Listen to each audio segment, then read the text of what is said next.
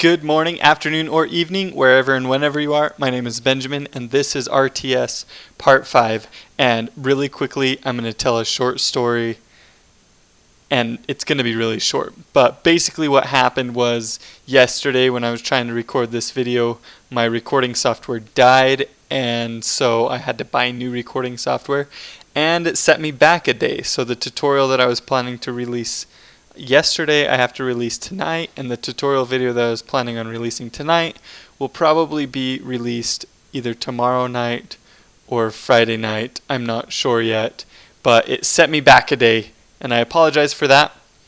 But good news is I got it resolved, so let's get started. And the first thing that you'll notice is that I created a laser sprite, and it's just 16 by 4. It's a green color, and its origin is 12 and 2. So nothing super special about this laser sprite. You guys can create your own. So let me go in, and the first thing we're going to do is we're going to come into our script object, or our scripts, and we're going to come into script ship init. And inside of this script, we're going to create a new variable, and it's going to be called weapon. And we're going to set it equal to argument 0. And we're going to create, or what that does is when they pass any sort of, when they call this script like this, and they pass anything into it, that, whatever they pass into here, will be assigned to this variable.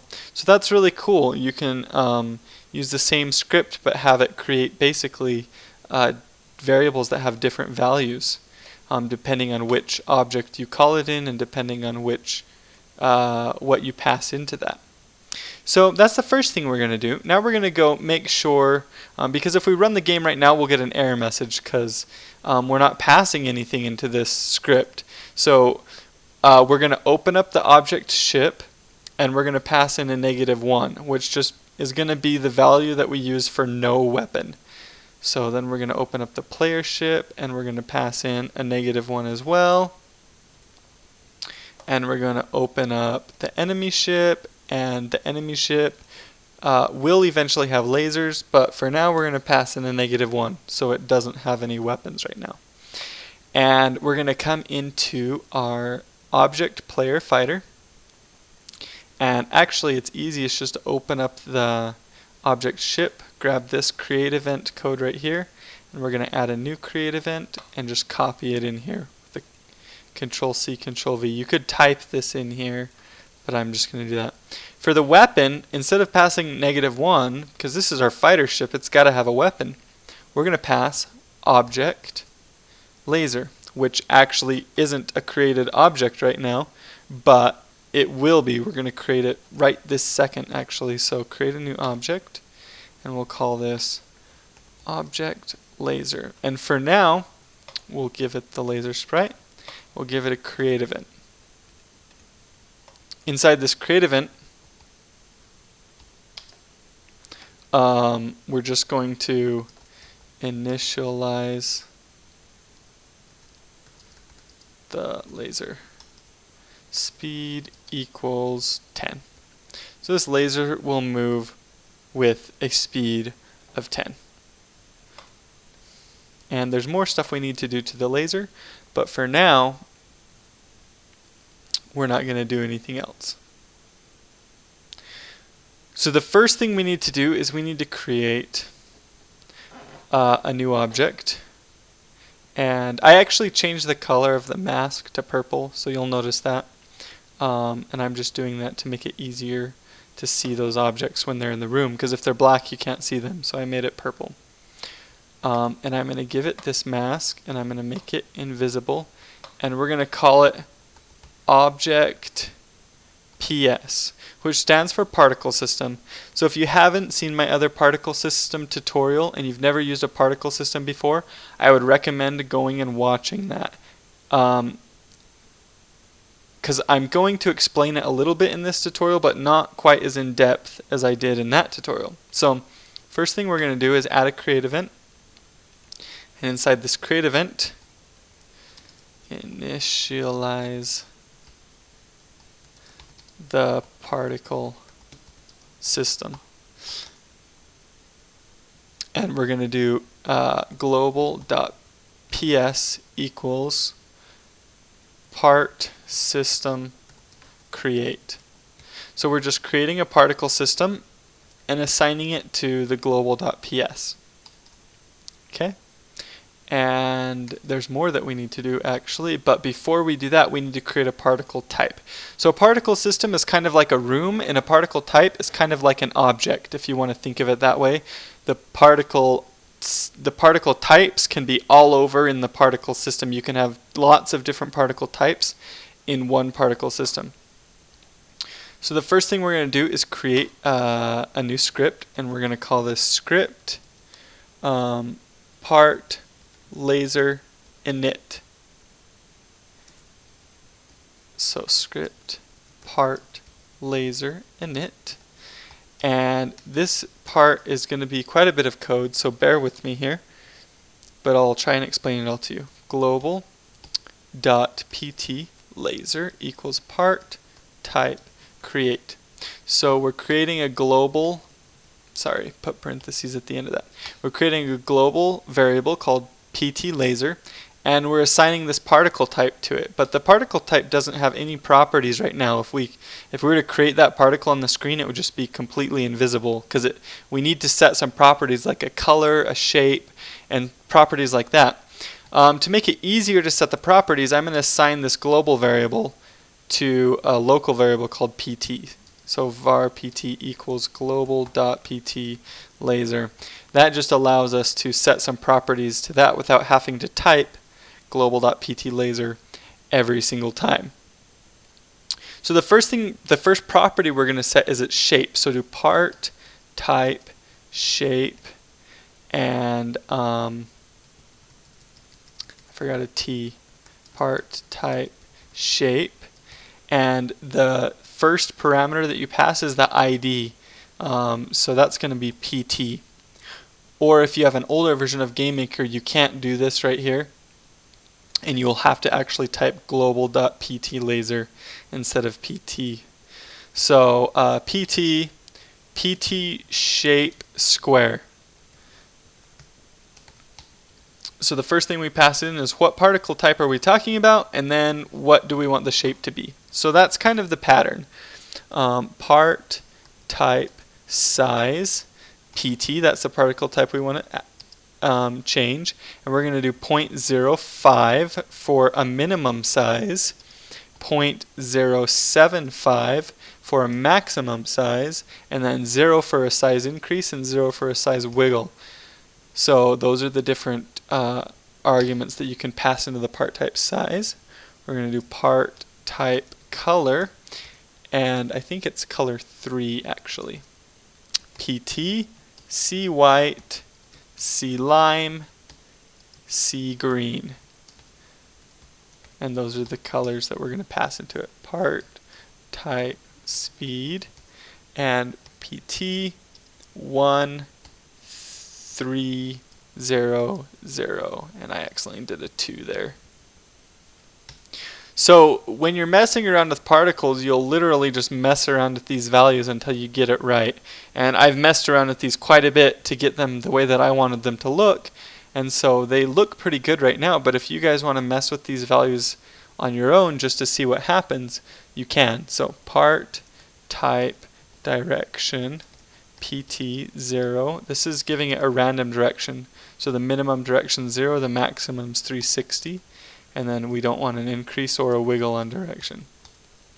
Part type blend. Okay, so a lot of you asked about the fire in Grain War, and this is essentially exactly how I did the fire, only instead of white, lime, and green, I did yellow, orange, and red, I think. Or white, yellow, and red. I don't remember exactly the colors. Maybe I did white, yellow, and orange. I might have done that. But anyways, so a blend mode makes it so that instead of adding colors, just drawing one color and completely erasing the other color beneath it, if you do a blend mode, the colors will actually blend together.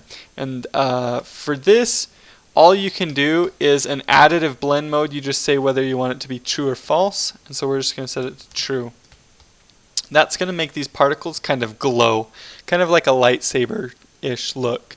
So part type life, this is how long the particle lives. So we're going to do 2 steps as a minimum and 4 steps is the maximum life. Part type alpha, so this is the transparency of the particle type, so do PT and do 1 is a part type alpha 2, sorry. And we're going to do PT and we want it to start at 1 and then go to 0.5. So it's going to start out fully colored and then kind of fade to a 0.5 transparency. And there it is. That's all the code for the particle type laser. So now let's press the green check mark and go back into our object for the particle system. And we're going to do some code here, which is going to be, let's see if I can remember it. Let's see, create the particle type, and it's going to be script part laser init. So we're just initializing the laser particle type. That's all we have to do. And that creates it in the room because we did most of the code inside of this script. Now, we're going to, okay, here's one thing that you need to know about particle systems is that you have to worry about destroying the system and destroying the particles when you end the game. So inside of this object, we're going to add an event, and it's going to be a other event and game end. And when the game ends, we need to destroy the particle system and the particle types, or we'll have a memory leak. So destroy the particle system and particle types. So this is pretty easy code. We just do part type destroy global.ps, exactly what you'd think. Part type, let's see, part system destroy global. Sorry, I got those mixed up. This one's global.ps, this one's global.pt laser, right? Destroy the particle type here and the particle system here. And that's all you have to do. It's pretty easy. You just want to make sure you do this or you'll have a memory leak. Okay, so we've got the laser and we've got it creating particles and it actually moves. In fact, if we put one in the room like this and ran the game, I'm going to run it really fast just so you guys can see kind of what it looks like. I think it'll actually move to the right and create some particles and look really cool. Okay, so it moved to the right, but it didn't create any particles. Why is that? Because we didn't put our particle system in the room. So remember to grab the particle system object and put it in the room. Oh, also the laser won't create particles because we're not telling it to. The particles exist, but the laser doesn't create them. So let's do that real fast. So come into the laser, add a step event, and because we want it to create particles constantly. So create some particles. Easy enough, right? So we're not gonna use emitters. I have a tutorial video on emitters, but for this example we don't need them. So we're just gonna use particles create global.particle system, x, which is our x coordinate, y, which is our y coordinate, global.pt laser, which is the particle that we want to create, and then we want to create 10 of them. So what's this going to do? This is going to create 10 particles at our x and y position, and they're going to be the particle type laser, and it's going to create them inside of the global.particle system.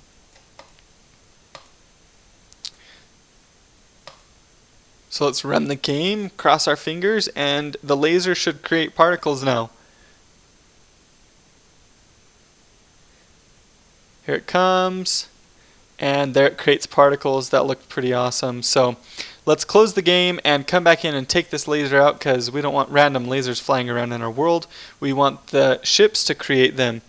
So now what we need to do is we need to come into our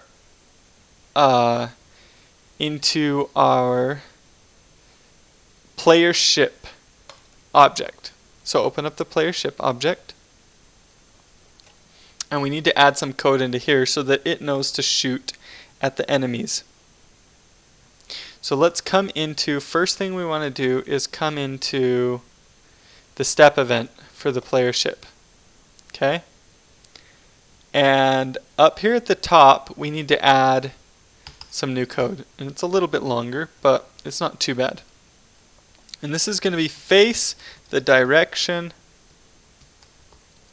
you are moving. Oh, and we'll want to actually, we've got that down here, so delete that back out and come down here. We're going to change this. So this is going to be if foe does not equal -1, and point distance x, y, foe dot x, foe dot y is less than 128.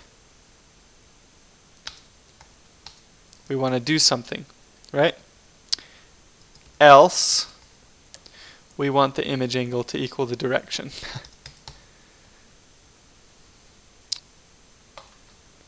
Okay, take a minute, pause the video if you need to catch up, copy this down.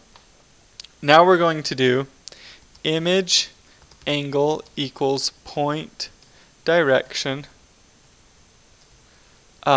x, y, foe dot x, foe dot y. So this basically says if there's an enemy and we're close enough to it, face it, right? We want to face that enemy.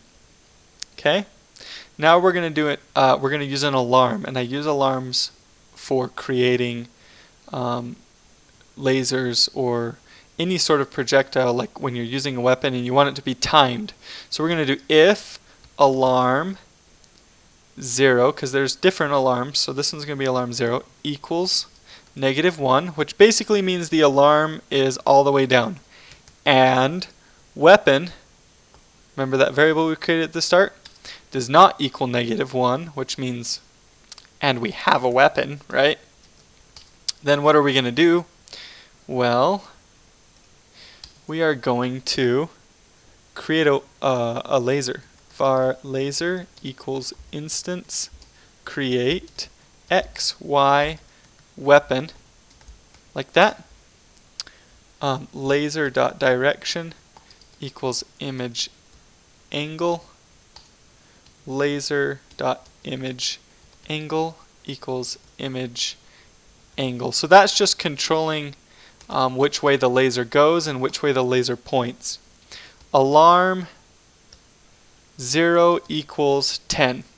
So it will have to wait 10 more steps before alarm 0 is equal to -1 again, and it will create another laser once that is done. So that's pretty easy right there. We're going to come into our, we're going to close out of that. Let me open up again real quick.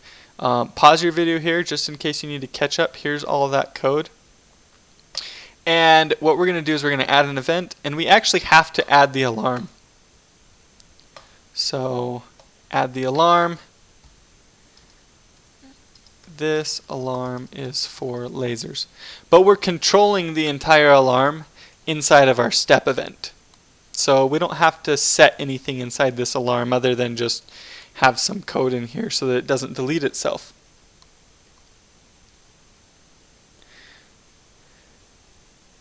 So that is really the trickiest part of this, I think. Let's come into our laser, and there's a couple things we want to do. We're going to add an event, and we're going to do a collision with object enemy ship. And for now, all we're going to do is destroy the laser. So just do instance destroy. We're going to add health, like armor and damage into this in a later video, but for now we just want to destroy this laser. We're going to add another event though, and this one's going to be called outside room. Actually, sorry, delete that. We're going to add another event, and we're going to call this one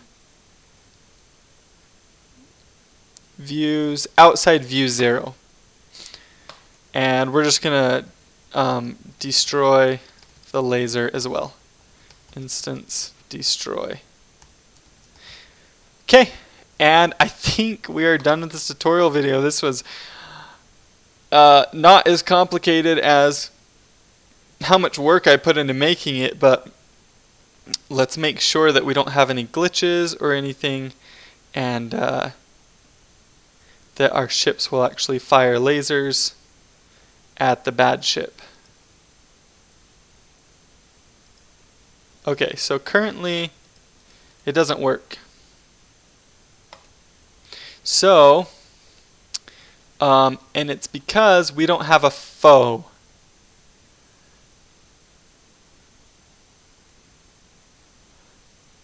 So let's come up into script init. Foe equals -1 on every ship right now. But we need to change that.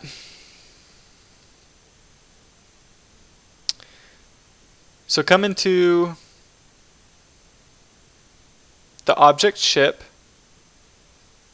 the object player ship. Come into the step event, and we're going to say if instance exists, object enemy ship. Okay? We want to check and make sure that there is a ship in the room. If there is, foe equals instance nearest object enemy, let's see, instance nearest x, y, that's our position, object enemy ship. Okay, so we'll put some code in here, or a comment, find your enemy. So we want to make sure that the ship can find the closest enemy ship to it. And that should fix this to make it work. So let's go over here, and oh, there we are. You can see we're facing the enemy ship. As we move around it, we're firing lasers at it and they're hitting it, and that's pretty cool. Our worker ship will face it, but it doesn't actually fire lasers at it. So that is going to be all for this tutorial. Thank you guys for watching. In the next tutorial, I will show you guys how to do damage, how to make the enemy ship fire back at you, and we'll actually be able to start having some battles now. So I'm super excited for that. Next tutorial should be part 2 for my inventory system. So get ready for that. I'm excited for that and for you guys to learn more about that. And I will talk to you guys later.